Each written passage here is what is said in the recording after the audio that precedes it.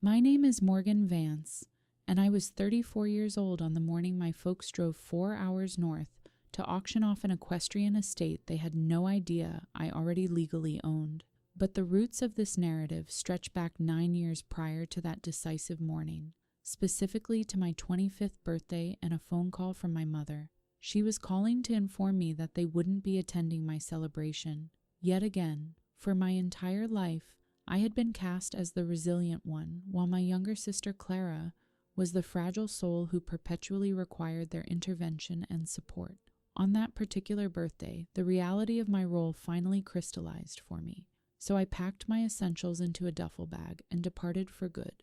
How I spent that morning, and the subsequent 8 years transforming a decrepit property 4 hours away from anyone bearing my family name, is the plot twist none of them anticipated.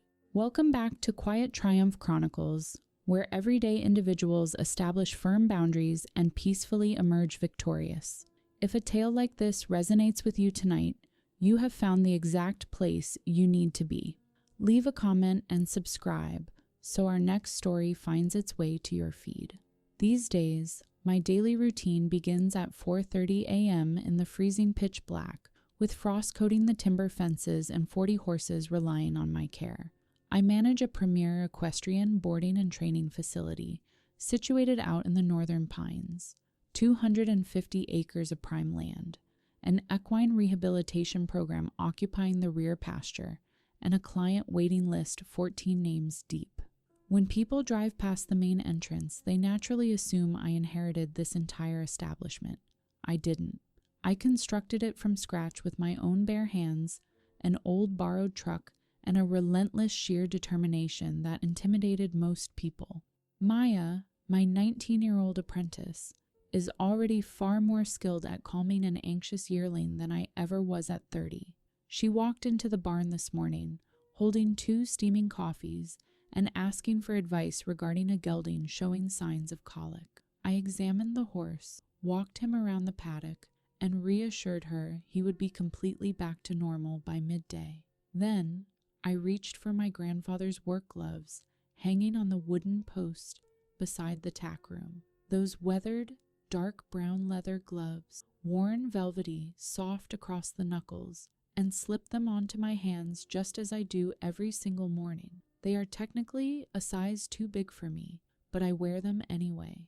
An entire lifetime of history is embedded within that worn leather, and I will explain why. Because 8 years ago, I possessed none of this security.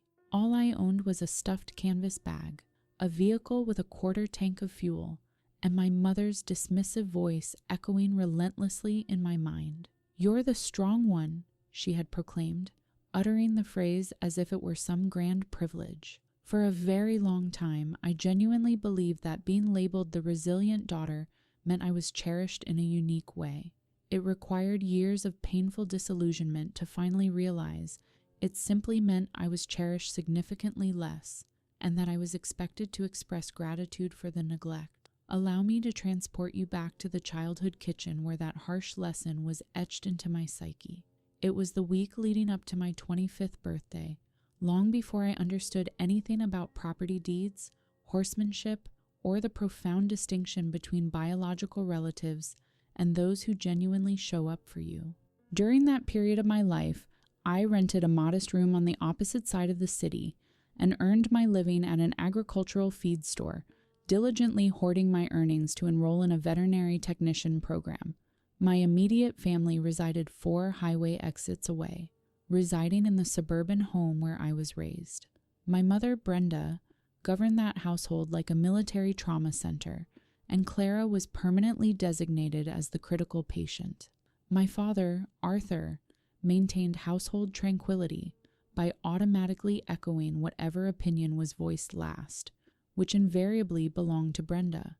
And Clara, who was 2 years my junior, possessed an extraordinary talent.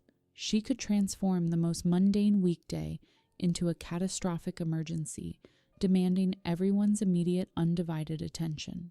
A mediocre romantic date instantly devolved into a severe psychological crisis. A minor parking fine was treated as an existential disaster. I adapted to the household atmosphere early on, much like learning to read shifting weather patterns. Whenever the tension in that kitchen thickened, someone's personal plans were on the verge of being abruptly scrapped, and that someone was never going to be Clara. I had gently raised the issue the previous spring, remarking, "It often feels like there is only ever enough space in this family for one of us." My mother didn't even bother to lift her gaze from the stovetop as she replied, "Clara is far more sensitive, darling. You understand how she is." And I did understand. It had been repeated to me so incessantly that it stopped sounding like an observation and felt like a life sentence imposed at birth. The dependable one, the self-sufficient one, the one who would always manage without help. Not a single person ever paused to ask if I actually wanted to manage alone. They simply predetermined my strength and designed the entire family dynamic around my silent compliance. That spring, I made a silent vow that my next personal milestone would play out differently. I would fund the entire event out of my own pocket. I would keep the arrangement intimate and straightforward. I would leave them with zero justification or logistical excuse to fail me. I genuinely convinced myself that taking those precautions would guarantee their presence. Looking back, it is almost humorous how deeply I still trusted in their capacity to care that year. Almost. To fully grasp what I was constantly contending with, consider the events of my college graduation 2 years prior. I had earned an associate degree in equine studies, becoming the very first individual in my family lineage to achieve any higher education credential past high school, a milestone I accomplished by working grueling night shifts. The commencement ceremony was scheduled for 10 a.m. At exactly 9:15 a.m., Clara reportedly collapsed in the venue's exterior parking area. By the time the emergency medical technicians evaluated her, found nothing medically wrong, and departed, my entire family was huddled protectively around her inside my father's sedan. Meanwhile, I was walking across the graduation stage entirely on my own, scanning a sea of unfamiliar faces for family members who simply weren't present. They finally slipped into the auditorium during the concluding 10 minutes of the event. My mother snapped a photograph of Clara resting in the vehicle and uploaded it to social media before she even bothered to take a picture of me wearing my academic gown. I am aware of this precise timeline because I viewed the upload inside our family messaging group that evening, a digital chat titled Vance Clan, where I was technically listed as a participant but functionally treated as a ghost. There were 41 frantic messages detailing Clara's brief dizzy spell and exactly 2 messages acknowledging my college degree, both consisting merely of generic thumbs-up symbols. I permanently silenced notifications for that chat room immediately afterward. Though I did not officially exit the group, I want to emphasize that specific detail because it becomes crucial later on. I remained lingering in that group chat, silently observing from the periphery, much like keeping your hand hovering near a hot radiator to remind yourself of the burning heat. People frequently wonder why family scapegoats don't just sever ties much earlier in life. The truthful explanation is that you remain trapped in a state of perpetual anticipation, waiting for that magical day when they finally value you.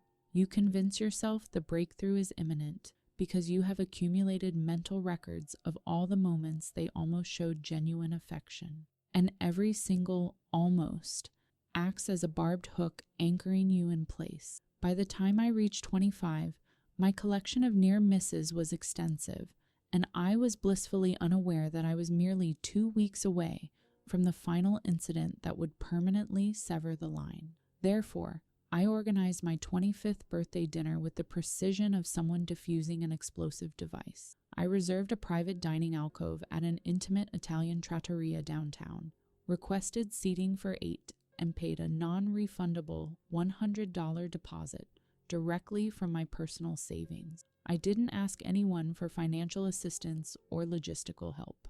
My sole request was that they arrive at the venue on Saturday evening at exactly 7 p.m. I drove over to my parents' residence on a Tuesday afternoon to deliver the invitation face-to-face, knowing that a text message could be too easily overlooked or dismissed. I found my mother seated at the dining table, surrounded by financial statements and a stack of Clara's unpaid credit card bills. "My birthday dinner is this Saturday," I announced clearly.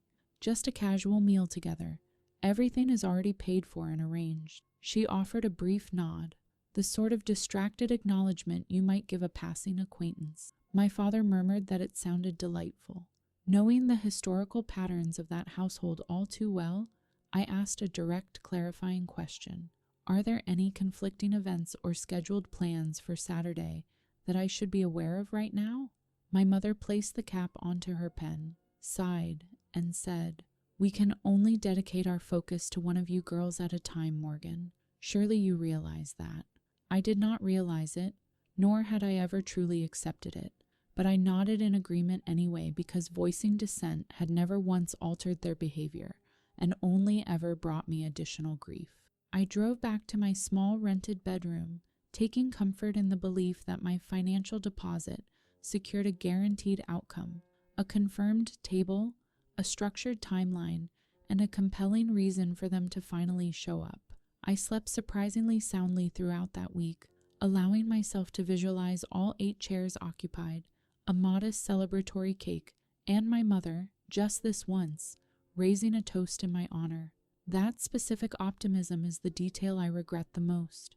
Not the basic desire for love, but the naive, absolute certainty I held. I was completely convinced that paying for the reservation had bought me a level playing field. I should have recognized by that stage of my life that the house always alters the rules the moment you appear to be winning. The initial warning sign materialized via text message on Thursday afternoon. Clara posted in the family group chat, typing entirely in lowercase letters, "Feeling really off today. Super overwhelmed and scared." My mother replied within 90 seconds flat, a response speed I had never experienced in my entire life. By Friday afternoon, Clara's ambiguous anxiety had escalated into a full-blown emotional crisis, accompanied by a brand new, highly convenient development. Her current boyfriend had suddenly proposed marriage, and they urgently wanted to host an impromptu engagement dinner on Saturday evening at exactly 7 p.m., the precise day and hour I had officially booked a month prior. I want to be entirely transparent regarding how I conducted myself, as I have replayed these moments countless times in my memory. I did not throw a temper tantrum. I telephoned my younger sister directly.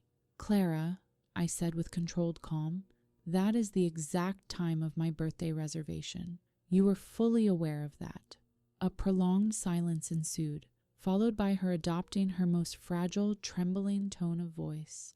"I honestly didn't even remember, Morgan. I'm just feeling so deeply stressed and anxious right now.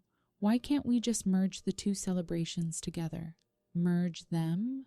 My milestone 25th birthday, casually tucked into the background of her engagement announcement, like a disposable paper napkin slipped under a dinner plate. I firmly informed her that combining the events was out of the question. Next, I called my mother to lay out the situation rationally.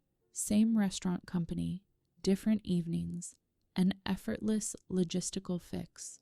My mother listened in silence before uttering the exact phrase that confirmed my Saturday celebration was already dead in the water. "Clara is in a very precarious mental state right now, Morgan. Why can't you just be flexible about this?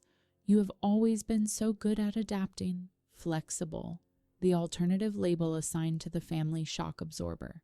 I ended the call, sat on the edge of my mattress, and finally performed the mental accounting I had actively avoided for 25 years. I cataloged every abandoned promise, every discarded milestone, and every rapid 90-second response that was never directed toward me. For the very first time in my existence, the grand total didn't induce sorrow. It washed over me with an absolute, crystalline calm. This Saturday conflict was not a simple scheduling misunderstanding. It was a deeply entrenched behavioral pattern stamped with a calendar date. At long last, I comprehended that the sole method to stop losing their rigged game was to permanently stand up and abandon the table. The formal cancellation call arrived at noon on Saturday, precisely 7 hours before my dinner reservation. My mother's tone was artificially pleasant and clearly rehearsed. "Sweetheart, we've decided we need to attend Clara's engagement gathering tonight instead. We knew you would be completely understanding about it. We will definitely celebrate your birthday another time, I swear. Another time." The vague promise that never materializes on any calendar. I stood alone in my cramped kitchen, pressing the receiver to my ear while watching a patch of afternoon sunlight creep slowly across the linoleum flooring, and asked the only remaining question that mattered. "Why is it invariably me who gets pushed aside, Mom?" And then she articulated it openly, not with malicious anger, which is the aspect outsiders often struggle to believe, but with a gentle, patronizing tone, as though clarifying a basic concept to a slow-witted child. "You are the strong one, Morgan. Clara is the one who genuinely needs us." There it was, the entire psychological framework of my upbringing condensed into a single sentence. I didn't shed a tear. I didn't utter a word of protest. I simply replied, "Okay," and my "okay" carried a vastly different definition than the one she received. I immediately dialed the Italian trattoria, canceled my private reservation, and forfeited the $100 deposit without a second thought. Afterward, I retrieved my canvas duffel bag from the closet and began systematically packing my belongings, moving with the deliberate, unhurried pace of someone who already knows they are never returning. 2 pairs of durable denim jeans, my leather barn boots, and the small metal lockbox stored beneath my bed frame.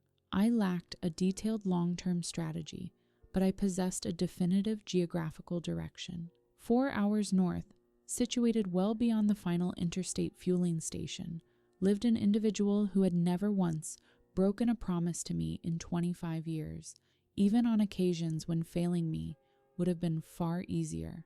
My maternal grandfather, Silas. He was the very man my mother had quietly dismissed years ago as an obstinate, failing old-timer, clinging to a deteriorating parcel of agricultural land. At 4 p.m., I loaded my vehicle, glancing at the fuel gauge registering a quarter tank, placed my entire worldly existence onto the back seat, and steered my car toward the only human being who had ever genuinely valued my presence. It was a solitary, lengthy journey northward.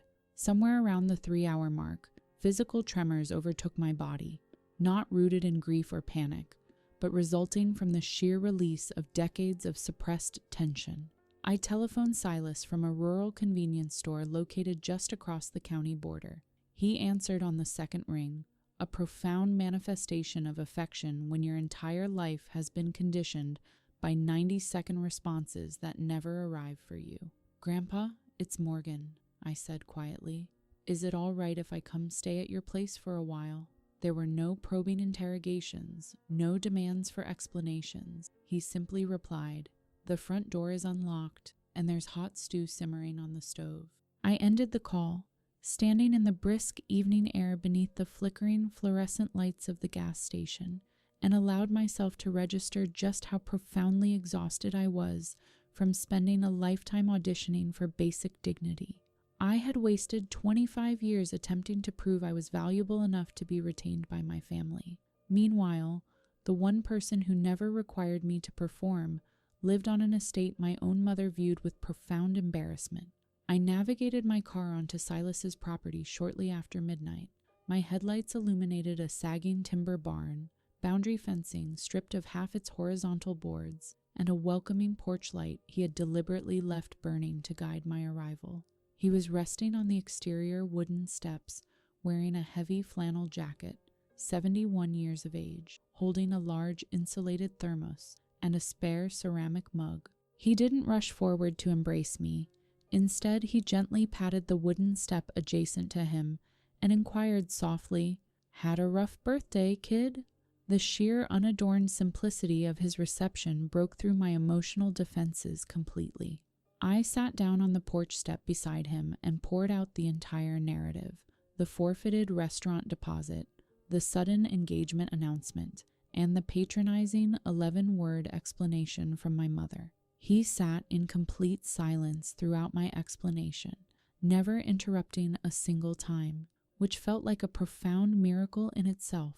When my voice finally trailed off, he remained pensive for an extended duration, his gaze fixed on the shadowy silhouettes of his grazing horses in the distant pasture. Finally, he offered an observation that took me several years to fully appreciate. "Brenda absorbed the wrong life lesson decades ago," he remarked quietly, "but the soil doesn't care a lick about who your mother favors. This land only respects the person who puts in the labor to cultivate it." At that precise moment, I had no realization that he was already handing me the blueprint for my entire future. I awoke the following morning to the robust aroma of brewing coffee and the subtle movements of an elderly man who had already been awake and active for hours, quietly attempting to mask his fatigue. In the harsh daylight, Silas's agricultural property appeared significantly more dilapidated than it had under the cover of midnight. It comprised 90 sprawling acres that his aging physical frame could no longer maintain independently, 6 elderly equines, a primary barn suffering from severe roof leaks, and perimeter fencing so deteriorated that a vigorous gale could have leveled it entirely. He had been working the property into the ground purely out of stubborn pride, steadfastly refusing to sell the family land or solicit financial assistance from Brenda, who would undoubtedly have attached toxic emotional interest rates to any help she provided. Over a breakfast of scrambled eggs, he presented our arrangement strictly as a mutually beneficial business venture rather than an act of charity, which was the sole framework that allowed my pride to accept it. "I am sitting on extensive land but lack the physical strength," he stated plainly. "You possess youth and physical strength but lack land of your own. The solution seems straightforward to me." He then stood up, walked over to a metal hook mounted beside the kitchen entry, and tossed a pair of heavy work gloves onto the table before me. They were cracked, dark brown leather, worn supple around the finger joints, and easily 2 sizes too large for my hands. "These originally belonged to my father," he explained. "They will fit your hands properly once you've earned the right to wear them." I initially assumed his comment was merely a colorful metaphor. I pulled the oversized gloves onto my hands and ventured outside to repair a collapsed pasture fence I had no technical idea how to mend, leaving my palms rubbed raw and blistering inside that vintage leather before lunchtime arrived. That inaugural week pushed my physical limits to the absolute brink. I had never previously built or repaired any physical structure in my entire life, having only ever built up a modest bank savings account. Yet, a transformative phenomenon occurs when you engage directly with the earth. It refuses to deceive you. A timber fence post installed with proper alignment and depth remains standing securely. An animal you treat with consistency and nutrition returns willingly to your pasture gate. For the very first time in my existence, my personal labor and the resulting outcomes connected in an unbroken, direct trajectory, completely free of maternal interference diverting the credit elsewhere. I made no phone calls to my former life. I didn't inform a single family member of my geographical relocation. And within the tranquil quietude of all those unwritten messages, I slowly began to hear the authentic cadence of my own internal voice for the very first time. In March of that year, a bay mare arrived on our property inside a rusted livestock trailer, reeking of profound neglect. A sympathetic local farmer had discovered her abandoned inside a foreclosed agricultural lot. She was so severely malnourished that you could have effortlessly hung a heavy winter coat over her protruding hip bones. Her ribcage resembled a skeletal xylophone, and her eyes were entirely hollow, devoid of any lingering spark of life. Absolutely nobody else was willing to take her on. The attending veterinarian estimated a daunting financial cost just to attempt her rehabilitation, offering a candid warning that the medical interventions might not even succeed. Silas gazed at me. I gazed back at the trembling animal. "We don't have the funds to afford her care," I murmured. "We don't have the moral luxury to abandon her either," he replied simply, turning on his heel to retrieve a clean nylon halter. I bestowed the name Willow upon her, marking the transition into the season where I anticipated she would either definitively recover her strength or succumb to her condition. I absorbed more profound lessons regarding patience from rehabilitating that equine than I had from any human interaction throughout my life. You cannot artificially accelerate the recovery of a starving creature. Administering excessive nutrition too rapidly will literally kill them with kindness, as their compromised metabolic system cannot process the very sustenance they desperately require. Therefore, the process demands rigorous restraint. Minuscule portions of forage administered 6 times daily over a period of several months. You must systematically earn every single ounce of their trust, one day at a time. I spent countless evenings sitting quietly inside her wooden stall after nightfall, refraining from physical contact, simply sharing the physical space, mirroring the exact manner Silas had patted the porch step beside him on the night of my arrival. During those tranquil, darkened hours, a profound realization washed over me. For 25 years, I had been living as that starved mare, emotionally famished while seated at a fully provisioned family table, conditioned to believe I wasn't hungry simply because I had been trained never to ask for sustenance. Whenever I raised my hand, even just to gently stroke Willow's neck, she instinctively flinched in anticipation of pain. I understood that visceral flinch from the inside out. On the breakthrough morning, when she finally walked across the muddy paddock to greet me at the gate, instead of cowering in the furthest corner, I sat down in the damp earth and wept openly, as though the world were coming to an end. But it wasn't an ending. It marked the true beginning of the remainder of my existence, even if I lacked the emotional vocabulary to articulate it at the time. However, I carried a significant personal flaw into this new life, a psychological remnant that no dysfunctional upbringing relinquishes without a fight. I was constitutionally incapable of accepting outside assistance. I had inhabited the role of the self-reliant daughter for so many decades that admitting I needed help felt synonymous with handing an adversary a loaded weapon. Consequently, I simply threw myself into relentless manual labor. I worked until my calloused palms split open, my lower back muscles went into severe spasms, and I routinely fell into an exhausted slumber without even removing my muddy work boots. When a neighboring rancher generously offered to bring his motorized tractor over to help clear our southern agricultural pasture, I stubbornly insisted that I had the project entirely under control. I did not have it under control. I possessed agonizing hand blisters, a manual steel shovel, and a burning desire to prove my capability to an audience that wasn't even watching. Silas discerned my destructive pattern remarkably quickly. One autumn evening, he discovered me in the pitch dark, drenched from a freezing rainstorm, violently shivering while struggling in vain to set a heavy corner fence post entirely on my own. He did not step forward to assist me. Instead, he simply leaned against the wooden perimeter rail and observed my stubborn struggles until I finally collapsed in frustration and surrendered. You operate under the delusion that genuine strength requires accomplishing everything entirely in isolation, he remarked quietly. That isn't true strength, Morgan. That is simply inhabiting the exact same emotional prison cell, only with an improved outdoor view. I defensively insisted that I was doing fine, the two favorite defensive words of the designated strong child. He slowly shook his head from side to side. Your mother spent decades conditioning you to believe you don't require another living soul, and now you are breaking your own back to prove her correct out of sheer resentment. Who exactly is that sacrifice benefiting? I had no logical rebuttal to offer. I retired to my bed feeling deeply irritated, which is invariably the internal sensation experienced when someone accurately diagnoses your behavioral flaws. The following morning, I swallowed my pride, dialed our neighbor's telephone number, and inquired about borrowing his tractor. Initiating that call demanded a heavy emotional toll, far greater than the physical strain the manual excavation would have inflicted upon my muscles. Yet, the southern pasture was completely cleared within a single afternoon. The neighbor lingered afterward to share a pot of hot coffee, and I discovered a vital truth.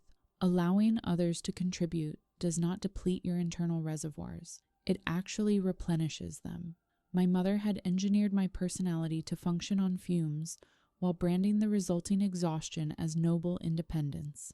Out here on the land, I was gradually learning the profound distinction between standing upright on your own 2 feet and standing entirely, desperately alone. They are fundamentally different concepts, though no one had ever bothered to teach me that distinction. If you have ever been persistently labeled the resilient one until that label morphed into a convenient justification for your exclusion, you already understand precisely how burdensome that canvas duffel bag felt as I loaded it into my vehicle years ago. Stay with me here, because the pivotal turning point of this journey is approaching, and if these experiences resonate with your own life, make sure to subscribe so the conclusion reaches you as well. By the conclusion of that rigorous first year, the trajectory of our operation began to shift noticeably upward. Our initial commercial boarding client was a discerning woman named Nora, who pastured her retired competition horse with us, settled her monthly invoices promptly, and enthusiastically recommended our facility to 2 of her equestrian associates. Those associates subsequently referred their own circles of friends. I had spent my formative years watching my mother treat human affection as a strictly limited, non-renewable resource that required careful rationing. Out on the ranch, I discovered that exceptional, honest craftsmanship operates on the exact opposite principle. Execute your work meticulously and reliably just once, and its reputation naturally multiplies. By the following autumn, Willow was completely rehabilitated and riding smoothly, her coat gleaming with health, her physical form robust, and that hollow, vacant expression entirely banished from her eyes. Local horse owners who had witnessed her wretched condition when she first stepped off that rusted trailer began entrusting me with their most challenging behavioral cases, the animals that bit, the ones that bolted in panic, and the difficult equines that regional professional trainers had officially declared unsavable. I demonstrated a natural aptitude for working with them. Naturally, I did. I had spent my entire existence observing how a sensitive living being becomes conditioned to constantly anticipate harsh treatment, and understanding how, through patient, consistent, and gentle reinforcement, it can gradually learn to anticipate kindness and stability instead. Silas began introducing me to the local community as my granddaughter who runs the property. The very first time I heard him use that phrasing in public, I had to physically turn away and pretend to inspect a gate latch so he wouldn't observe the overwhelming emotion washing across my face. Runs the property, not merely visiting for the weekend, not casually lending a hand, but genuinely managing the establishment. I was 26 years old. My hands were permanently calloused and scarred, and I collapsed into bed, bone-weary, almost every night. Yet I experienced a level of profound contentment I had never once felt inside my mother's immaculate suburban home. The horses didn't care whether I was considered delicate. The perimeter fencing didn't care whether I was the family favorite. Out here on the soil, for the very first time in my life, my rewards were in direct, transparent alignment with my personal efforts. Absolutely no more, and certainly no less.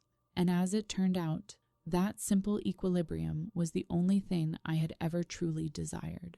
The initial direct communication from my biological family occurred 18 months after my abrupt departure. It was not initiated out of any desire to check on my well-being, but strictly to extract utility from me. My mother's telephone number flashed on my mobile screen on a quiet Sunday afternoon while I was exercising yearlings in the arena, and I came remarkably close to letting the call roll over to voicemail. I ultimately answered because 18 months of physical distance provides ample time for lingering familial optimism to regenerate like a persistent garden. "Morgan, darling," she began, her tone oozing the artificial warmth of a telemarketer. "We have missed your presence so deeply." Then, without pausing for a single beat to allow me to respond to that sentimental declaration, she launched directly into her demand. Clara had fallen delinquent on her automobile lease payments. Her romantic engagement had dissolved. Her fiancé had vacated their apartment, and she was experiencing severe financial distress. Could I possibly wire some funds over to help my younger sister regain her financial footing? I stood stationary in the barn walkway, gripping a plastic tube of equine deworming paste, and waited internally for that familiar, reflexive impulse to surface, the ingrained compulsion that used to drive me to empty my personal bank account for individuals who would never bother to pull up a chair for me at a dinner table. It simply didn't arrive. A vital psychological wound had completely scarred over while I was busy building my new life. "How exactly did you acquire this telephone number?" I inquired, as I had deliberately changed my contact information upon relocating. A brief, telling silence followed. "Clara managed to locate your business information on the internet. We see that the ranch maintains an official commercial website now." Ah, so that was our true relationship dynamic.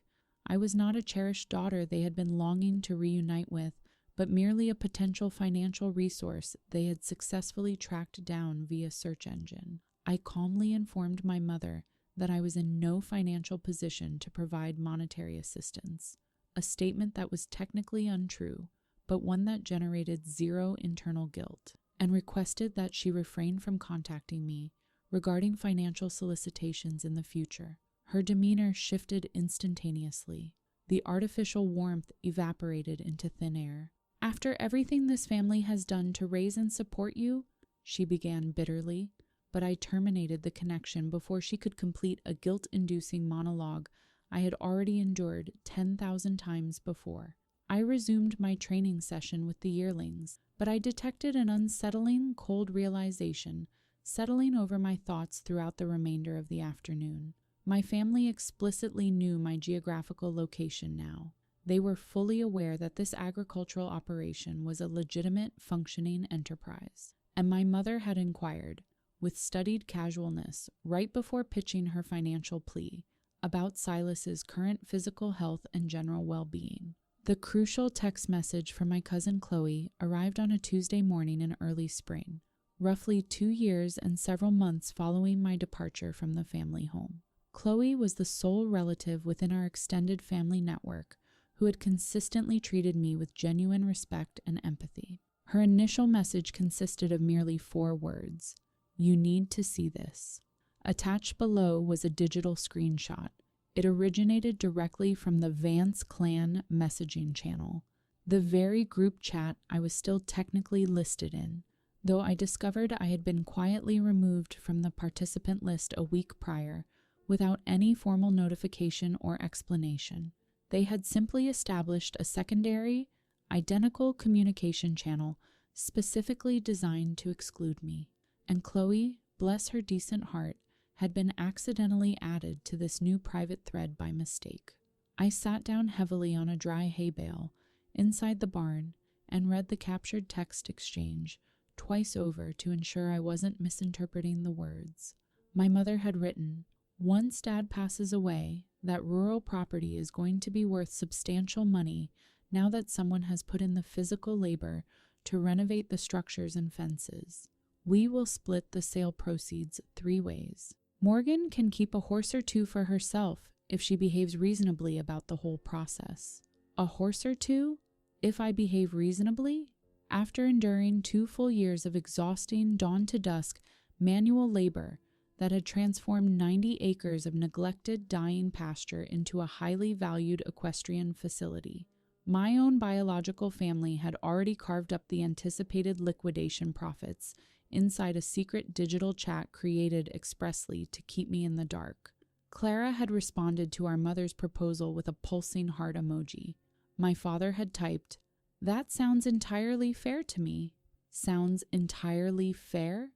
I stared at those 4 words until they blurred before my eyes. I wish I could tell you that I erupted into violent rage at that moment. I didn't. I had already exhausted my reserves of rage in small, painful installments over the course of 27 years. My emotional account was completely drained of fury. What washed over me instead was an extraordinary, liberating wave of absolute clarity. The identical, icy calm that had descended upon me during the evening of my 25th birthday. I knew with absolute certainty that their core characters would never evolve. But now I possessed an even sharper, undeniable truth. They were already actively calculating future financial gains, built directly upon the sweat of my brow, and they possessed such absolute confidence in their entitlement that they had documented their intentions in writing. I preserved the screenshot, securely archived the image file, and walked out across the paddock to locate my grandfather. I discovered Silas inside the tack room, methodically conditioning a leather riding bridle with oil, and I presented the screen to him without hesitation, as our relationship had long since transcended any need for secrets or protective filters. He read the text messages slowly, his jaw muscles clenching tightly with each line. Then, he deliberately laid the leather bridle across the workbench and met my gaze with an expression I had never previously observed on his weathered face, a complex mixture of profound sorrow and grim, resigned humor. "Well," he murmured quietly, "that sounds exactly like my daughter, right down to the letter." He made zero attempt to rationalize or defend her conduct, an act of emotional honesty for which I will remain eternally grateful. He simply absorbed the unvarnished reality of her greed and allowed it to stand without excuses. He then uttered an assurance that landed gently between us, though its full legal significance didn't immediately register in my mind. "They are busily scheming to sell off property they assume belongs to my estate," he said softly. "Let them waste their time planning." When I asked him to elaborate on what he meant, he merely patted my shoulder with his calloused hand and replied, "Someday, this entire property should belong exclusively to you, Morgan. You are the only person who has ever shed sweat and blood to keep it alive." I dismissed his words as mere sentimentality at the time. People frequently express sweeping, generous intentions during intimate, emotional moments, declarations that rarely survive the harsh legal realities of daybreak. I had been thoroughly conditioned never to rely on verbal assurances issued by anyone carrying the Vance bloodline, and Silas, despite his profound personal integrity, was still technically a Vance. Consequently, I mentally categorized his statement as an expression of affection and returned to my physical chores. However, that incident prompted me to make a binding personal commitment to myself. I was officially done waiting around to be selected by my family, and I was entirely finished bracing myself for their inevitable betrayals. If this agricultural property eventually transitioned into my legal possession, wonderful. If it didn't, I would survive that outcome as well. Regardless of the future ownership structure, I was determined to develop this commercial enterprise into something so successful and robust that no arbitrary three-way estate division could ever dismantle or erase what my hands had built. That very evening, I sat at our kitchen table and drafted my first comprehensive professional business proposal. I outlined clear revenue streams, monthly boarding services, behavioral equine training, a dedicated rehabilitation division, and horsemanship instruction. I established a realistic 5-year operational goal to reach full capacity. I successfully achieved every single benchmark within 36 months. The subsequent 3 years represent the grueling phase of entrepreneurship that rarely gets highlighted on social media platforms, primarily because relentless, exhausting manual labor does not translate into aesthetically pleasing photographs. I took the terrifying but liberating step of securing a modest commercial operating loan strictly under my own name, utilizing the capital to construct a durable new roofing system for our primary barn and erect a massive covered riding arena. I systematically pursued and earned professional equestrian training certifications, completing intensive weekend workshops one after another until the office wall above my desk proudly displayed more professional credentials than my mother ever believed I was capable of achieving. Our boarding stalls reached 100% occupancy, and our commercial waiting list began to steadily expand. I hired a reliable part-time ranch assistant to help manage the daily workload, eventually transitioning that position into a full-time role. And Willow, the discarded, emaciated mare no one wanted off that rusted trailer, ultimately proved to carry exceptional performance bloodlines, whose market value exceeded the purchase price of the reliable truck I drove to transport her. Her inaugural foal was purchased for $11,000 by a prestigious competitive show barn located 2 states away. I retained ownership of her second foal for our own program. I proudly framed that $11,000 bill of sale and mounted it directly beside my professional diplomas, not as a display of financial vanity, but as tangible, undeniable proof of transformation. The creature everyone else had thrown away had officially become the foundational cornerstone of a thriving enterprise. I understood that specific journey intimately. At some point during my 5th year of independence from my family, I ceased consciously interrogating myself about whether I was genuinely happy. Instead, while leaning casually against the perimeter fencing of our covered arena on an unremarkable evening, holding a warm mug of coffee and watching the horses move, I simply realized that I already was. I had constructed a daily existence so deeply fulfilling and populated by genuine connections that there were no empty chairs remaining for absent family members to refuse to fill. I had Maya, who had originally arrived at our gate as a troubled 17-year-old seeking direction and had transformed into an indispensable apprentice. I had Nora and our entire community of loyal boarders who had evolved into genuine friends. I had a dedicated equine veterinarian named Marcus Thorne, who increasingly discovered creative justifications to visit our facility between his scheduled clinical rounds, and who consistently looked at me as if I were someone deeply valuable, rather than someone merely functional and durable.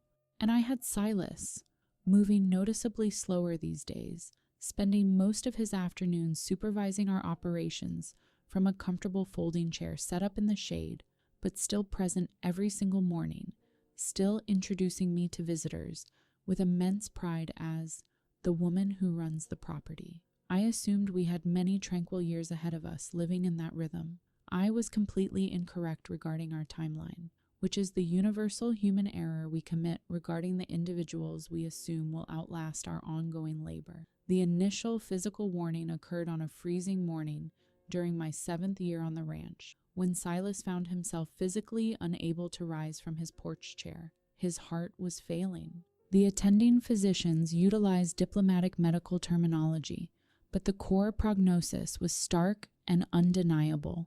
He had suffered a significant cardiac event, the sort of episode that serves as a severe warning the first time around, and a final conclusion the second time it strikes.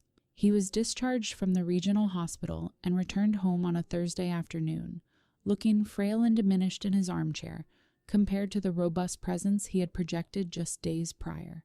I immediately restructured our entire commercial training schedule to ensure I remained within earshot of the main ranch house at all times. What truly caught me off guard was the astonishing velocity with which news of his health crisis traveled across the state.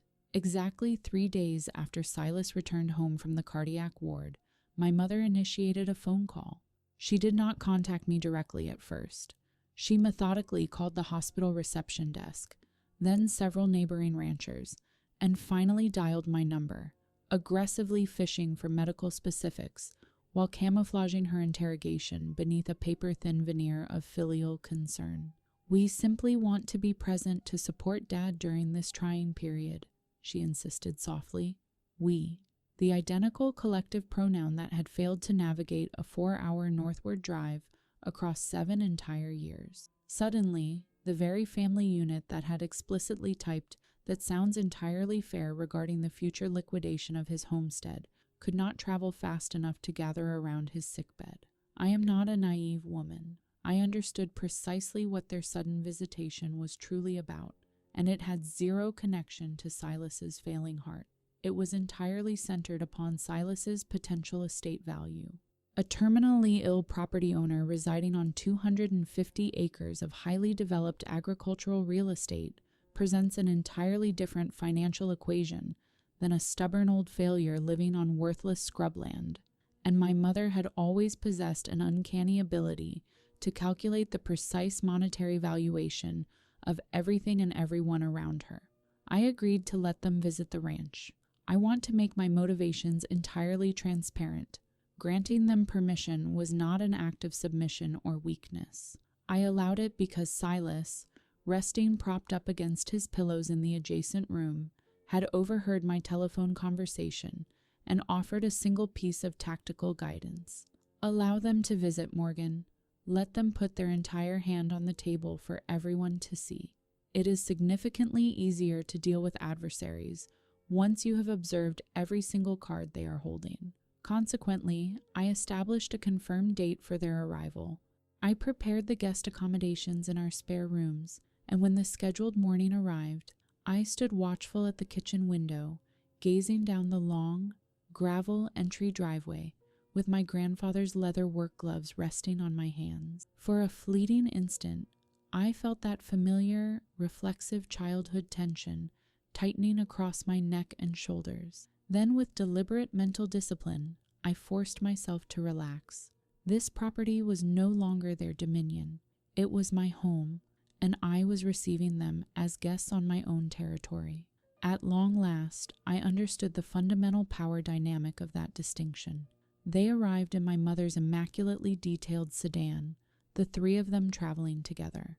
The very first action Brenda performed upon stepping out of the vehicle was to scan the surrounding agricultural acreage, rather than looking toward the residence where her critically ill father rested. I watched her eyes perform rapid mental appraisals: the massive covered riding arena, the fully restored boarding barn, the commercial transport trailers, emblazoned with our professional ranch logo across the doors. I observed her gaze sweep across 250 acres of exponentially increased real estate value, and I could literally see her recalculating her anticipated one-third inheritance share in real time. Clara emerged from the passenger side next. Now 32 years old, but still carrying herself with the practiced fragility of someone who expected the entire universe to provide her with endless emotional shock absorbers. She swept toward me with her arms spread wide. "Morgan, just look at you! You look so rustic and rugged out here," she cooed, enveloping me in an exaggerated embrace. I allowed the physical contact without reciprocating. My father stepped out last, lingering awkwardly near the vehicle's rear fender, offering a stiff, unconvincing nod that attempted to project fatherly apology, but entirely lacked the moral courage to actually articulate one.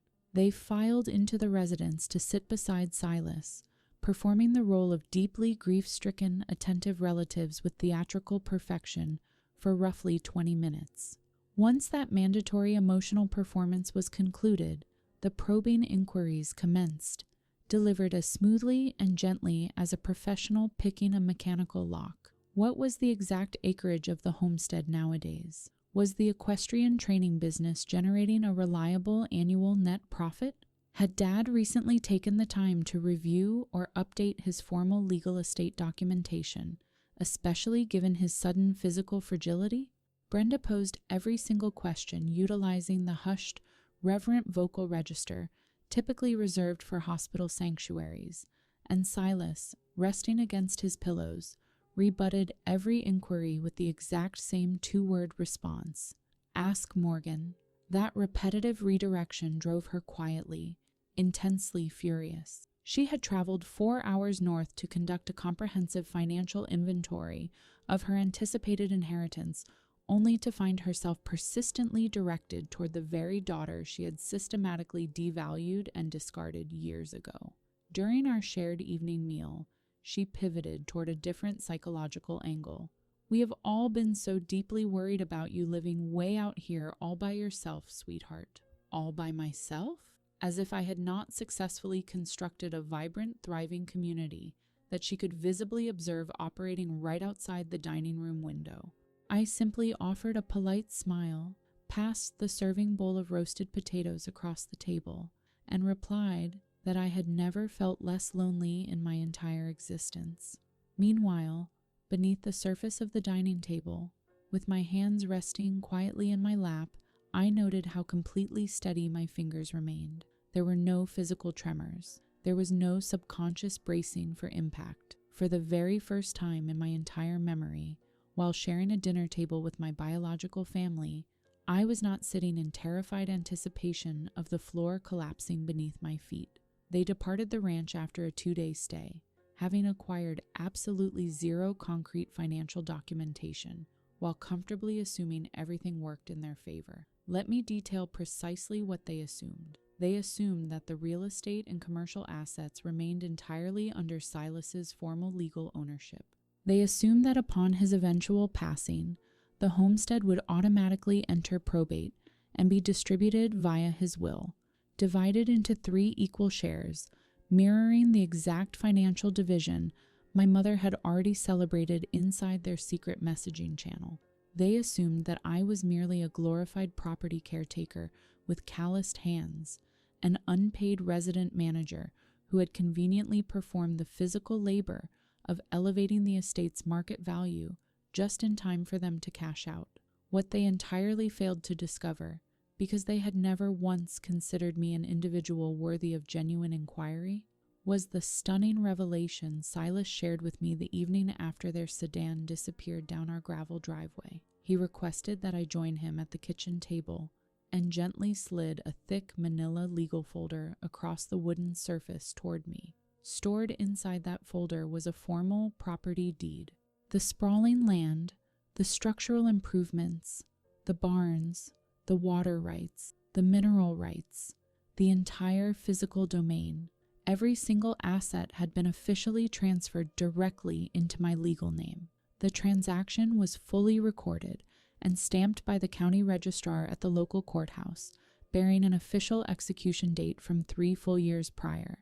I executed this transfer the summer immediately following that group chat screenshot you showed me, he explained quietly. I personally drove down to the county registrar's office. I signed over every last title and right. I paid the processing fees out of my own pocket. It is completely finished. It has been finished for years. You do not owe a property sale or a single dime to anybody in that family. I stared down at the official Blue County seal, feeling the foundational architecture of my entire reality shift beneath me. The emotion overwhelming me was not rooted in financial windfall. It was the profound realization that someone had genuinely, irrevocably chosen me, on official legal parchment, permanently, in a manner that could never be retracted by a manipulative mother's voice or a sister's manufactured crisis. Why on earth didn't you inform me about this when it happened? I whispered in astonishment.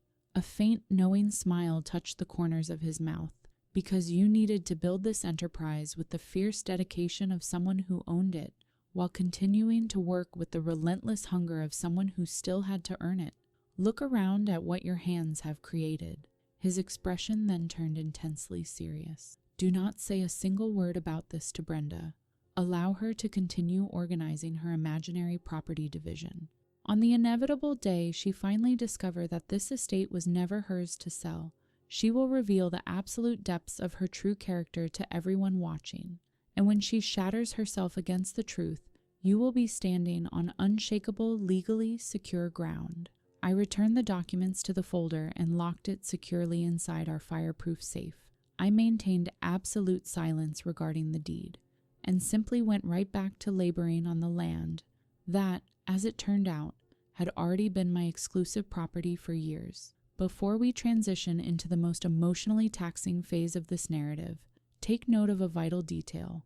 I never once raised my voice or lost my temper throughout any of these provocations. That restraint is not a symptom of weakness. That is the demeanor of a woman who has permanently ceased auditioning for conditional human affection. If that distinction holds meaning for your own personal journey, drop a comment below detailing one personal boundary you wish you had implemented years earlier. I read and value every single submission we receive. Now, we arrive at the difficult chapter. As Silas's physical vitality steadily declined throughout that spring season, Clara initiated her anticipated maneuver, executing a strategy lifted directly from our family's historical playbook. She began placing daily telephone calls directly to Silas's private line, adopting a saccharine, tear-choked vocal tone to report a catastrophic new personal emergency. She claimed she was facing imminent residential eviction. She wept that she had nowhere else to turn for shelter. Couldn't her beloved grandfather provide her with some immediate financial relief? Perhaps a small cash transfer right now, or at the very least, a guaranteed explicit percentage allocation written into his formal will? Just something tangible so she could feel assured of his love before his impending departure from this world. I only discovered this relentless campaign because Silas shared the details with me one morning, shaking his head with weary resignation over his coffee mug. Your younger sister operates under the insultingly mistaken assumption that my failing heart has somehow impaired my cognitive faculties, he remarked dryly. He had issued her a flat, unequivocal refusal. The word no, the explicit boundary that had been entirely forbidden and unavailable to me throughout my childhood, was, as it turned out, readily and firmly deployed when an elderly rancher decided to utilize it. Clara immediately escalated her efforts. The pleading telephone calls became a multi-daily occurrence. Soon, Brenda joined the coordinated campaign, framing their demands around the noble concept of preserving family unity, aggressively suggesting that Silas had a moral obligation to treat all of his descendants equitably, while he still retained the mental capacity to do so. They operated in total ignorance of the fact that the property deed had already been recorded and transferred years ago. They were aggressively campaigning for votes in an election that had officially closed 3 years prior. Following Silas's explicit instructions, I allowed them to continue their relentless telephone lobbying, quietly allowing them to lay their entire hand on the table. However, witnessing their greed exacted a heavy emotional toll upon him. I would watch him terminate their calls looking physically drained and ashen, and a fierce impulse would surge within me to seize the phone and verbally eviscerate them. Yet he would simply reach out, gently pat my hand, and murmur, "Patience, Morgan.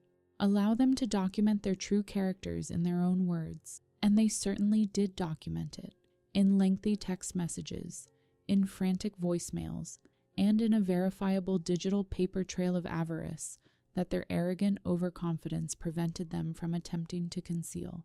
They genuinely believed they were successfully backing an elderly man into a corner. In reality, they were simply compiling the indisputable evidence that would justify my final stance. Silas's health deteriorated rapidly over the subsequent 6 weeks, following the trajectory common among deeply resilient individuals, where the physical decline occurs suddenly after a prolonged stubborn plateau. I relocated a comfortable medical bed into our front living room so he could maintain an unobstructed view of the grazing pastures and the horses through the picture window. I voluntarily reduced my commercial training workload by 50%, and learned to perform the intimate, physically demanding tasks required when caring for a deeply loved individual who is preparing to depart this life. I will not attempt to romanticize that period or strip away its weight. It was an exceptionally arduous, deeply sacred, and profoundly quiet chapter of my existence. Marcus visited the ranch almost every single evening after concluding his veterinary clinical rounds, sitting quietly beside us without ever attempting to make the moment about himself.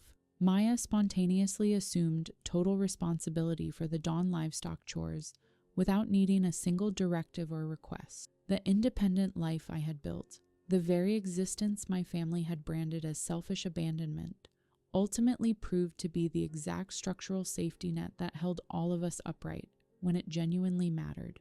Silas remained asleep for the vast majority of those final weeks, but he experienced occasional hours of clarity.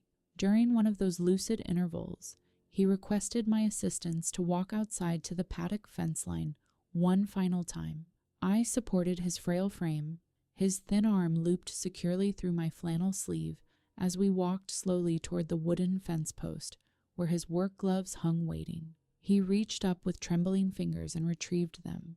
The weathered dark brown leather gloves that had originally belonged to his father, the very pair he had promised would fit my hands once I had earned the right to wear them. He deliberately pressed the leather into my palms. "They fit your hands properly now, Morgan," he whispered, and they genuinely did. Somewhere throughout 7 years of relentless physical labor, my hands had adapted and grown into their contours, and I had never even consciously registered the precise day the transformation occurred. We stood together in silence against the timber railing, watching Willow grazing peacefully in the warm golden afternoon light, the discarded unwanted mare, now radiating glossy health, standing on ground where she truly belonged. Silas didn't attempt to deliver a grand philosophical closing monologue. He simply squeezed my shoulder once with his remaining strength and stated, "You did exceptional work here, kid." Those simple 4 words represent the most profound wealth I have ever been handed. He passed away peacefully in his sleep 9 days later, resting in his front room bed with the window cracked open to admit the dawn breeze and the sounds of the horses calling across the pastures. We laid my grandfather to rest on a crisp, cloudless Saturday afternoon in the serene cemetery situated behind the rural community church he had faithfully attended for over 6 decades. Half the county's population arrived to pay their respects. Our commercial boarders, neighboring agricultural landowners, our equine veterinarian, the proprietor of the regional feed store, and countless local ranchers whom Silas had quietly assisted over the decades without ever boasting about it. They all gathered. The man my own mother had dismissively written off as a financial failure drew a crowd that produced a line of parked pickup trucks stretching a 1/4 mile down the rural highway. My biological family attended the service as well, naturally. They dressed in immaculate mourning attire, dabbed theatrically at dry eyes with handkerchiefs, and graciously accepted community condolences they had done absolutely nothing to earn. I stood watching from a distance as my mother actively networked among the crowd at her own father's graveside, treating his solemn burial exactly like a corporate public relations event. Clara wept with vocal, performative fragility, executing her sorrow with the same theatrical exaggeration she applied to every aspect of life, prompting well-meaning, unsuspecting community members to rush forward to offer her comfort. I stood completely stationary beside the gravesite, my hands encased inside my grandfather's worn leather gloves, my eyes entirely dry. I had already completed my authentic grieving in the quiet intimacy of our front living room over 6 honest, exhausting weeks, leaving me with 0 performative emotion to put on display for an audience. Following the burial service, during the community reception hosted inside the church fellowship hall, my mother materialized at my elbow near the coffee service station. She firmly gripped my forearm and dropped her vocal pitch into the crisp, transactional register she utilized for business negotiations. "We will need to sit down together very soon, Morgan, to properly finalize Dad's financial affairs," she murmured softly. "The acreage, the structural assets, the residence. We must ensure everything is settled equitably as a family." There it was.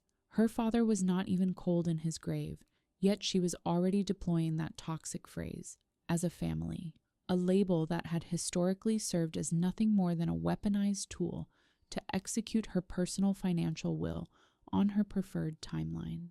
I turned to look directly into the eyes of this woman, the mother who had systematically conditioned me to act as an unfeeling rock so she would never be burdened with treating me with basic maternal tenderness. And I felt the final emotional hook release its grip on my psyche completely. "You are entirely correct," I replied with level, unwavering composure.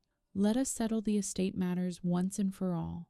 Drive out to the ranch this coming Saturday at 11 o'clock. Bring whomever you feel is necessary for the process." A satisfied smile spread across her face. She had fundamentally mistaken my calm demeanor for compliance, repeating the exact error in judgment she had made my entire life. "Delightful," she purred. "I will ensure our agricultural real estate agent accompanies us." Naturally, she would already have an agent retained. I simply offered a brief nod of acknowledgement and refilled my ceramic coffee mug. This coming Saturday, the final reckoning would take place. She telephoned my number twice during the intervening week to confirm logistical details, and every conversation inadvertently revealed additional facets of her presumed triumph. She had already held formal consultations with a commercial real estate broker, a brisk, aggressive woman named Valerie, who specialized in high-value agricultural acreage valuations. She had already secured an estimated market valuation, calculated sight unseen, based upon second-hand descriptions, and whatever structural improvements she had observed from the road during her previous visit. The estimated figure hovered around $2 million for the real estate and the operating commercial equestrian business combined. She had already established her preferred distribution math: 1/3 allocated to herself, 1/3 allocated to Clara, and 1/3 allocated to my father, which, in practical terms, simply represented a second third directed into her own bank account. And regarding my future, the daughter whose literal sweat, blood, and financial risk had generated every single dollar of that $2 million operational valuation, she had prepared an arrangement she clearly viewed as exceptionally magnanimous. "We will naturally permit you to retain ownership of your personal riding horses, Morgan," she explained over the telephone with patronizing benevolence, "and we will make certain that the listing agreement includes a clause granting you the first right of refusal to lease the barn facilities back from the new property owners once the sale closes. After all, family always supports family. Family always supports family." I was forced to set the telephone receiver down on the counter and take several deep breaths, not out of surging rage, but out of sheer awe at the breathtaking architectural perfection of her psychological delusion. At 25 years of age, she had abruptly canceled my milestone birthday celebration because I was designated as the strong child who didn't require celebration or effort. Now, at 34 years of age, she was actively organizing my commercial and residential eviction from the thriving estate I had built with my own hands, while repackaging the eviction notice as a generous act of maternal charity. She was constitutionally incapable of conceiving a reality wherein this property was not already hers, to liquidate and distribute at her whim. "We can only dedicate our focus to one of you girls at a time," she had lectured me when I turned 25. Now, as I approached 35, she was on the verge of learning the devastating mathematical consequences of a lifetime spent applying that toxic equation. I simply replied into the receiver, "I will see you on Saturday morning, Mom." I offered her absolutely no warning. I displayed zero verbal triumph. Silas had instilled far greater tactical wisdom in me than to spoil the ending. "You never announce the grand reveal in advance. You simply permit manipulative individuals to construct their own public gallows in clear view of credible witnesses, and then you step back and calmly hand them the exact rope they brought to the event. This Saturday, my mother was bringing a commercial real estate broker to sell my own legally owned land directly out from under me. I let her proceed without interruption. I spent that entire week carefully structuring precisely how I wanted Saturday morning to unfold. For the very first time in my existence, I held every single winning card in the deck, and I was determined to play my hand with absolute grace, restraint, and transparency rather than petty malice. I could easily have ambushed her at the main entrance gate with the recorded county deed in hand and a vindictive smirk on my face. That was not the victory I desired. I wanted the undeniable truth to land in broad daylight, surrounded by individuals whose social and professional opinions my mother genuinely valued, leaving her with zero conversational opportunity to subsequently rewrite the history of that morning, to cast herself as a martyred victim. Therefore, I transformed the scheduled meeting into a formal community gathering. I contacted Silas's long-standing estate attorney, a mild-mannered, highly respected legal practitioner named Gideon Ross, who had personally facilitated the property deed recording 3 years prior, and requested his presence at 11 o'clock on Saturday, asking him to bring a certified, stamped copy of the official filings. I extended invitations to a select group of our long-term boarders, neighboring ranch owners, and community members who had attended the funeral service, appropriately framing the event as a casual memorial luncheon honoring Silas on the land he cherished above all else, which was, in absolute truth, a genuine celebration of his life. Marcus would be in attendance, Maya would be present. Willow would be grazing peacefully in the near paddock, entirely visible from the main wraparound porch, serving as the living, breathing embodiment of what this once dying homestead had evolved into. I was not setting a malicious psychological trap. I was simply constructing an environment where the objective truth could not be twisted or manipulated, because far too many honest, credible witnesses would be standing within the perimeter. My primary weapon was never going to be raised vocal volume or emotional cruelty. My mother had dedicated 34 years of her life to deploying manipulation, revisionist history, and the subtle emotional blackmail of determining who needed her support the most. I refused to engage her using those same toxic strategies. I was going to confront her using an official Red County seal and a porch populated by unimpeachable witnesses, and I intended to execute the entire confrontation without raising my vocal tone a single decibel above conversational normal. That was the totality of my retribution, not to inflict pain upon her, but simply, definitively, to stand upright on solid ground that she possessed no power to usurp, watching her shatter her own false narrative against the unbending reality of the facts. Saturday morning dawned immaculately clear and illuminated by bright spring sunshine. Out of ingrained daily habit, I slipped Silas's leather work gloves onto my hands during morning chores, then deliberately removed them and placed them on the wooden fence post where he would have wanted them resting for this occasion. The family delegation arrived precisely at 11 o'clock, and my mother had dressed herself specifically for a high-end corporate real estate closing. She walked up our gravel driveway wearing expensive designer heels that immediately sank deep into the crushed stone, flanked by Valerie, the brisk real estate broker clutching a thick leather folio, with Clara and my father trailing submissively a few paces behind. The informal memorial luncheon was already actively underway across the expansive wooden wraparound porch and the adjacent manicured front lawn. Nora was present alongside 3 other long-term boarding clients, 2 neighboring agricultural landowners who had maintained friendships with Silas for over 40 years, and Gideon Ross, the estate attorney, dressed in a muted gray suit that no one in my family clocked as anything other than standard funeral attire. Marcus stood quietly near the base of the porch steps. Maya leaned casually against the timber railing. Willow grazed contentedly in the near pasture, merely 40 feet away, sleek, muscular, and impossible to ignore.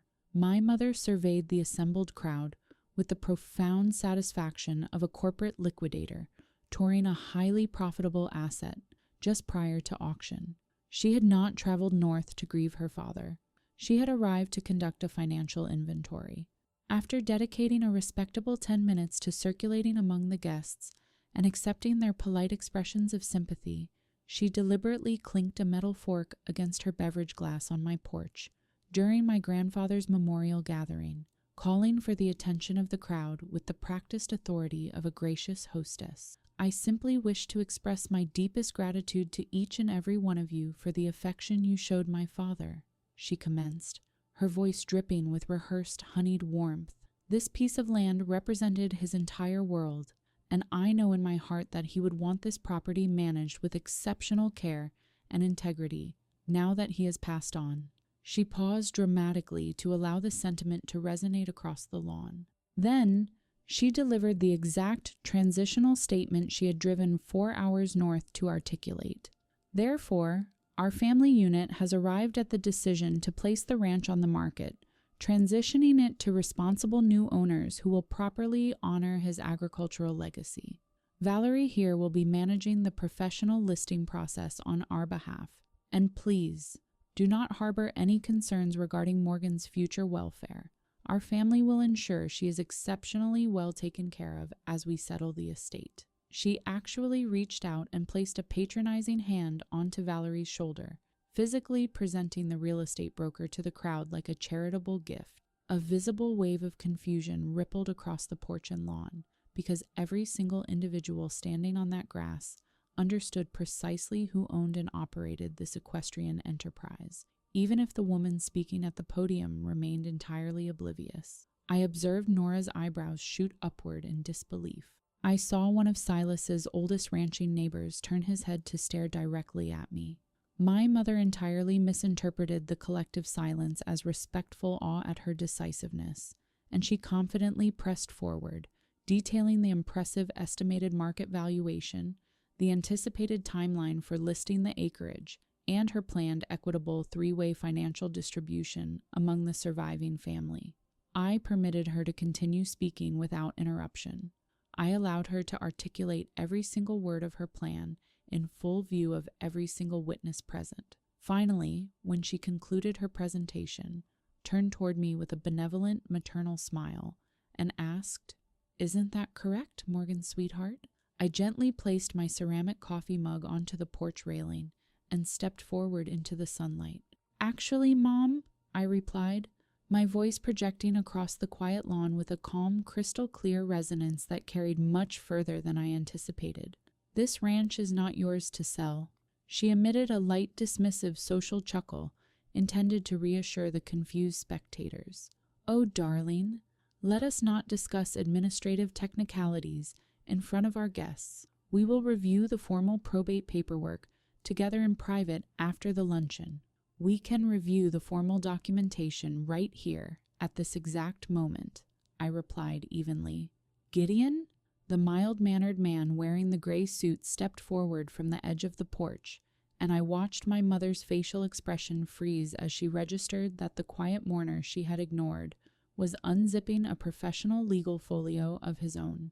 "Good morning. My name is Gideon Ross," he stated clearly to the assembly. "I served as Silas Vance's legal counsel and estate attorney for over 20 years. He extracted a document from his folio and held aloft a certified page displaying an official Red County seal, stamped prominently across the bottom edge. "This document represents a certified official copy of the property deed governing this real estate. Silas Vance legally transferred 100% ownership of this land, all associated structural improvements, and all existing water and mineral rights directly to Morgan Vance." He paused briefly, letting the legal reality hang in the quiet spring air. "That transfer was fully executed and recorded at the county courthouse 3 years ago. This entire property has been Morgan's exclusive legal possession, completely free and clear of any encumbrances, since that date. There are absolutely no physical or commercial assets remaining within Silas's estate to be placed on the real estate market. There are 0 property proceeds to divide." The profound silence that descended upon the lawn possessed a heavy, palpable physical texture. Valerie, the real estate broker, slowly and deliberately closed her leather folio, her professional demeanor instantly deflating. My father's jaw dropped open in stunned speechlessness, and my mother's facial expression underwent a radical transformation I had never once witnessed in 34 years of observing her. Her composed facade completely shattered. The polished, controlling performance evaporated in a split second, exposing something raw, deeply bitter, and, for one fleeting instant, genuinely terrified beneath the surface. "That is legally impossible," she snapped, her voice rising sharply. "My father was cognitively impaired. He was elderly and failing in health.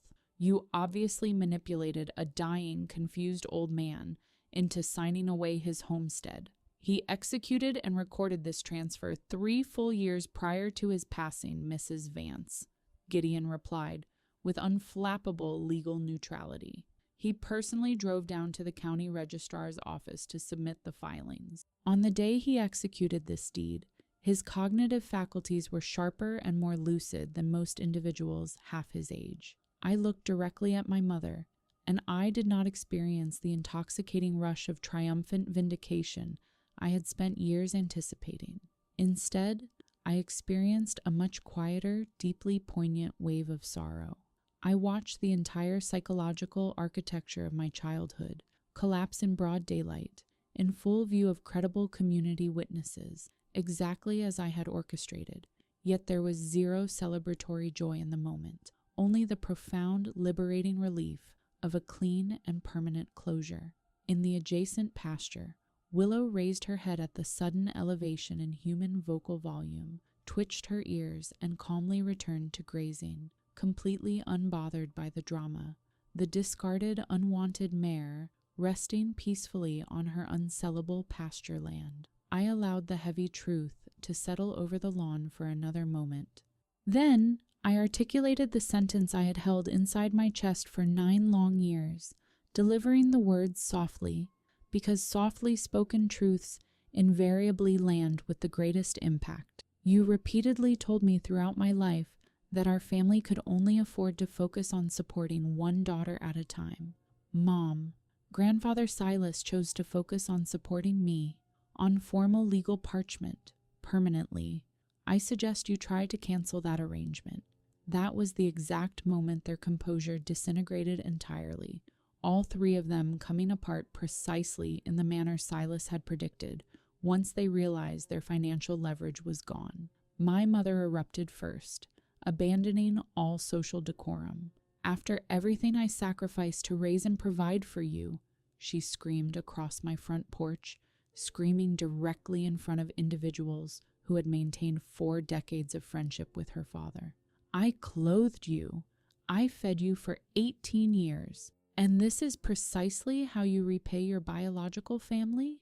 By systematically orchestrating the theft of your younger sister's rightful inheritance?" She was physically trembling with rage, her index finger jabbed aggressively in my direction, her vocal pitch escalating into a shrill, hysterical register that none of Silas's neighbors had ever heard emanate from the historically polished Brenda Vance. I remained entirely stationary. I made no attempt to elevate my voice to match her hysterical volume. I had finally learned the enduring truth that in any public gathering dominated by shouting, the individual who maintains absolute calm is invariably the one whom the entire room believes. Clara launched her performance right on cue, instantaneously pivoting from manufactured grief into a theatrical medical emergency without missing a single beat. "I cannot breathe. I can't believe my own sister would do this to me," she wailed loudly, pressing both palms dramatically against her chest while swaying on her heels. "I feel completely dizzy. I think I am suffering a severe panic attack. Someone catch me." And for the very first time in my entire observational history of my family, absolutely nobody moved a single inch toward her. Not one living soul on that lawn stepped forward to intervene. Our boarding clients averted their eyes, visibly embarrassed by her obvious emotional manipulation. The ingrained social reflex, the exact dynamic that had consistently sidelined my needs throughout my entire childhood, had finally collided with an audience that refused to participate. And my father, my perpetually passive, conflict-avoidant father, who had preserved his personal domestic tranquility by systematically sacrificing my emotional well-being at every turn, executed the most heartbreaking action of the entire afternoon. He physically stepped away from my mother and sister, moving 2 paces toward me, his eyes visibly swimming with unshed tears, and murmured in a raw, hushed tone intended solely for my ears, "I should have attended your 25th birthday dinner, Morgan. I am so sorry."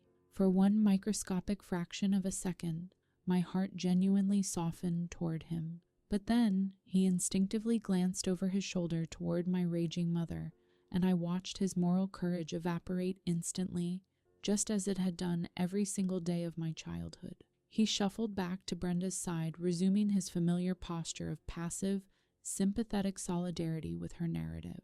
He had been granted 34 years of my life, and one solemn funeral gathering to finally choose to support his eldest daughter, and even now, confronted with absolute, undeniable proof of my integrity, he selected her in the brief span of a single backward glance.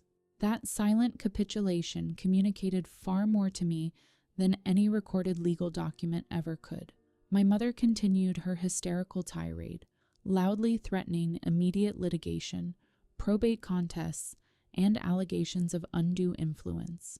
Gideon, completely unruffled by her outbursts, calmly advised her that she was entirely within her legal rights to initiate a court challenge, while noting that the county deed registration was legally airtight and supported by numerous credible sworn witnesses. I stood anchored in the center of the swirling chaos, the designated strong daughter, finally exercising my strength entirely on my own autonomous terms, and I experienced zero internal compulsion to defend myself or retaliate. I simply waited patiently for them to exhaust their vocal energy. When the hysterical shouting eventually sputtered and died out, as unreciprocated anger invariably does when no one provides it with conversational fuel, I spoke just once more, keeping my tone quiet and measured, prompting the entire assembly across the porch and lawn to fall dead silent to catch the words. "I have no intention of engaging in protracted litigation against you in a courtroom, Mom," I stated calmly.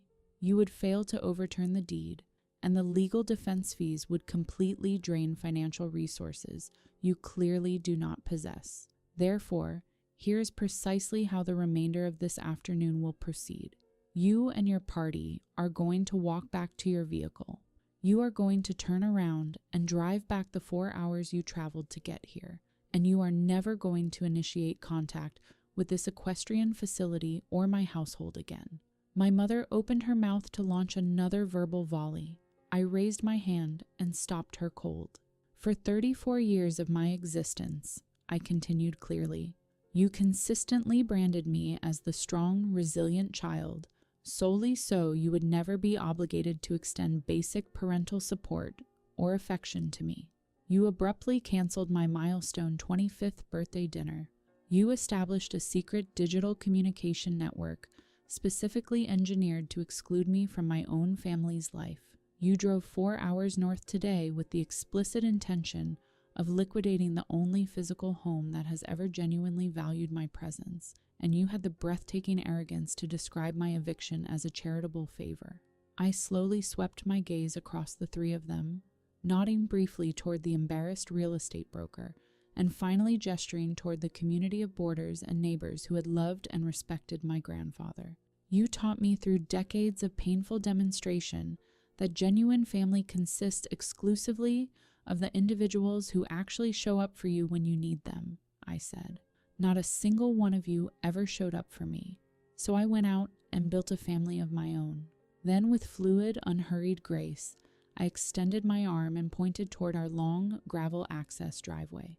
"The exit gate is located directly down that path," and I escorted them off the property myself, walking in measured paces along the entire length of the driveway, moving past our newly roofed primary barn, past the fully occupied boarding stalls, and past the pasture where the discarded mare grazed peacefully, my boots planted firmly on ground that belonged exclusively to me. I did not slam the metal perimeter gate behind them. I had no psychological need for theatrical punctuation. I simply pulled the heavy gate open, stood quietly beside the iron post, and waited for their departure. They exited the property in the distinct, awkward manner of individuals who have suffered a total defeat but remain constitutionally incapable of admitting it, revving their sedan's engine excessively loud, spraying crushed gravel across the grass as they accelerated, with not a single one of them daring to cast a glance backward.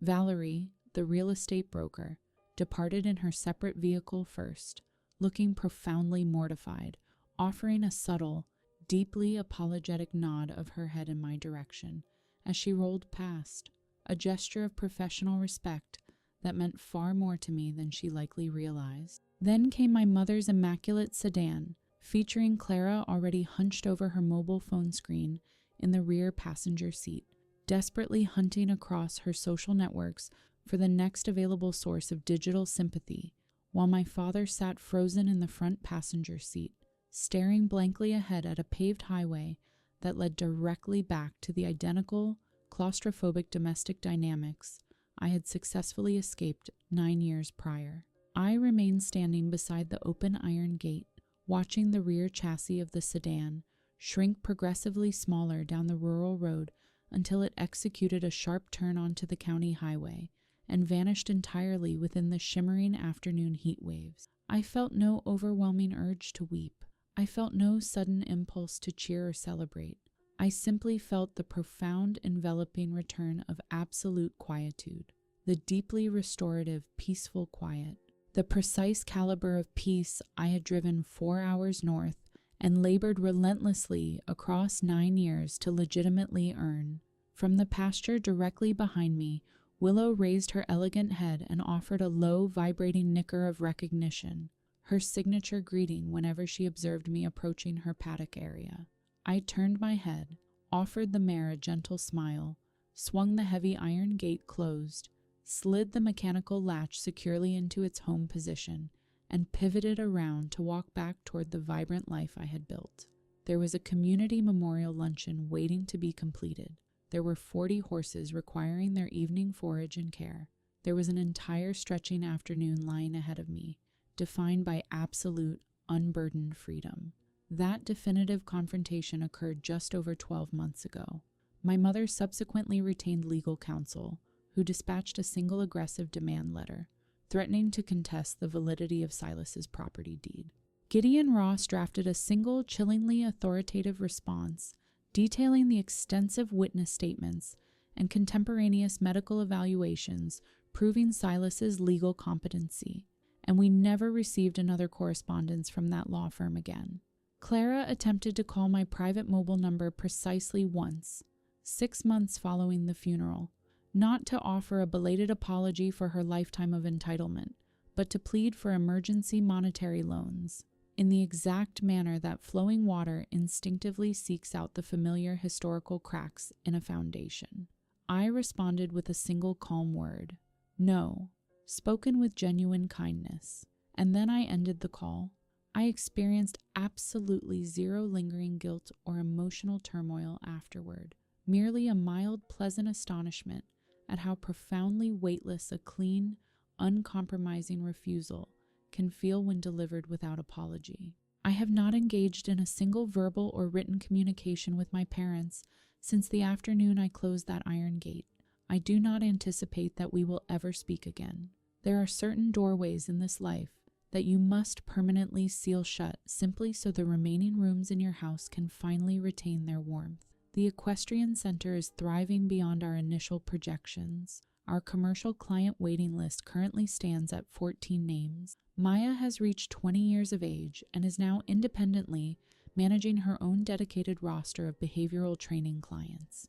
Just last month, I purchased a brand new stiff pair of pale leather work gloves, handed them across the tackroom table to her, and advised her that they would fit her hands properly once she had put in the labor to earn them. I watched her brow furrow in slight confusion, realizing she doesn't yet fully comprehend the deeper meaning behind the statement. She will understand in due time. Marcus and I exchanged wedding vows during the spring season right out on the grass, adjacent to our covered riding arena, surrounded by our loyal boarders, our ranching neighbors, and our horses observing the ceremony over the timber paddock rails. The celebration was intimate, entirely authentic, and remarkably, not a single attendee staged a theatrical medical fainting spell. Willow gave birth to her third healthy foal this past April, a leggy, exceptionally athletic filly that I am retaining for our own foundation herd, because you learn to fiercely protect certain lineages once you truly recognize their inherent value. And Silas's vintage brown work gloves continue to hang prominently on the wooden hook beside the tackroom entrance door. I pull them onto my hands every single morning without fail. The dark brown leather has grown velvety soft and flexible across the knuckle joints. They originally belonged to his father before him. They belong exclusively to me now. And they fit the physical contours of my hands with absolute perfection. They have fit me perfectly for several years now. I simply failed to consciously register the exact day the physical transition occurred, in the exact same manner that I failed to notice the precise calendar day I permanently ceased anticipating supportive telephone calls from biological relatives who were never capable of making the journey. Here is the sole overarching truth I know with absolute, unwavering certainty today. Shared genetic code makes individuals biological relatives, but it has never once, on its own merit, transformed anyone into a genuine family. and the specific day I finally ceased begging my biological relatives to conduct themselves like an authentic family was the exact moment I created sufficient internal and physical space in my life to welcome the individuals who simply showed up and stood by my side. That is my personal narrative. One abruptly canceled birthday dinner, 9 relentless years of agricultural labor, and a physical ranch gate, I finally earned the right to close entirely on my own terms. If there is someone currently residing within your personal orbit who persistently labels you as the strong one, merely to justify excluding you from basic support and affection, allow this story to serve as the gentle encouragement you have been waiting to receive. You possess the absolute moral right to walk away and construct a solid, welcoming dining table of your own. Share this narrative with anyone in your circle who desperately needs to hear its message tonight. Leave a comment below sharing your thoughts, and make sure to subscribe to the channel. I look forward to seeing all of you in our next story.